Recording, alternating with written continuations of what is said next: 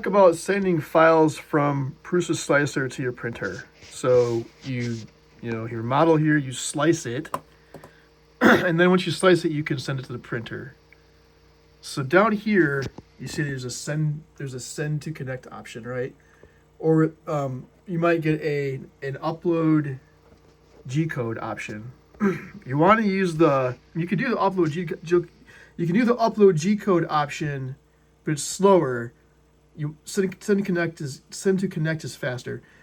The only way you can, if you want to use those options though, you need to get the Wi-Fi hardware module, which is like $25. You order from Prusa. It's a little tiny thing they send you, and then you just unscrew a couple things on your printer, and you just pop it in. It's real easy. It's a Wi-Fi network card basically.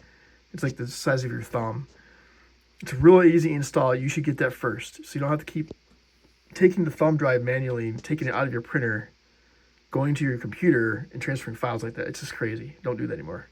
So order that and install that. And once you install that, you can just sit there all day long and send print jobs or send firmware files. There's also firmware updates you can do through Prusa Connect.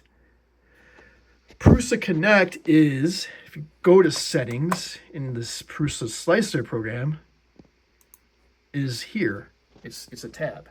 It's a way to do everything for your printer right here.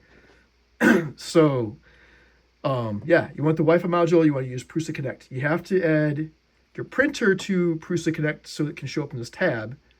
And again, you go to your printer and there's a network settings, you can say Prusa Connect and it'll tell you to add printer. Once you add printer, it walks you through how to add that printer to the cloud, which will then show up here. So,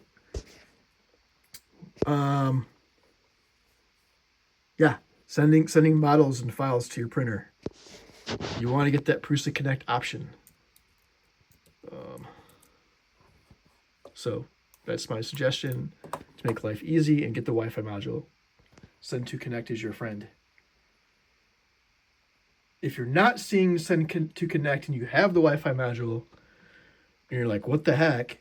One trick you can try, I'm not sure it's going to work, but you can try it, is to go back to Prusa Connect here and click to set as current again to see if it kind of re-registers your printer.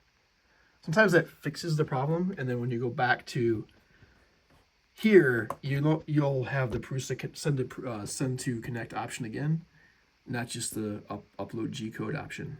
So that's fixed. Sometimes it fixes it for me, but it's something you can try. It doesn't show up sometimes.